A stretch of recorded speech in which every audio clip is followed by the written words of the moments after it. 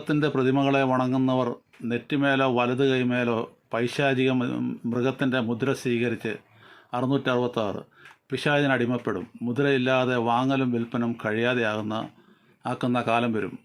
പിശാച് മൃഗത്തിൻ്റെ പ്രതിമകൾ ലോകത്തെല്ലായിടത്തും സ്ഥാപിക്കും. പ്രതിമകളിൽ പിശാച് ആവസിച്ച് പല വലിയ അത്ഭുതങ്ങൾ കാണിച്ച് മനുഷ്യരെ പൈശാചിക മൃഗത്തെ വണങ്ങി ആരാധിക്കുന്നവരാക്കി അടിമകളാക്കുന്ന കാലം വരും. പ്രതിമകൾ സംസാരിക്കും. ആകാശത്തിൽ നിന്ന് തീ ഇറക്കും. മനുഷ്യർ മൃഗത്തിൻ്റെ പ്രതിമകളെ നമസ്കരിക്കാൻ നിർബന്ധിക്കപ്പെടും. മൃഗത്തെ വണങ്ങാത്തവരെ വാളാൽ കൊല്ലും. പ്രിയ സുഹൃത്തെ, ദൈവം സ്നേഹമാണ്. ദൈവത്തോടൊപ്പം മനുഷ്യർ നിത്യമായി ജീവിക്കണമെന്ന് ദൈവം ആഗ്രഹിക്കുന്നു. ദൈവത്തിലും പുത്രനായി യേശുവിലും വിശ്വസിക്കുന്നവർ മരിച്ചാലും ദൈവരാജ്യത്തിൽ നിത്യമായി ജീവിക്കും. സ്വർഗവും നരകവും ഇല്ലെന്ന് പറയുന്നവർ പിശാചിൻ്റെ അടിമകളാണ്.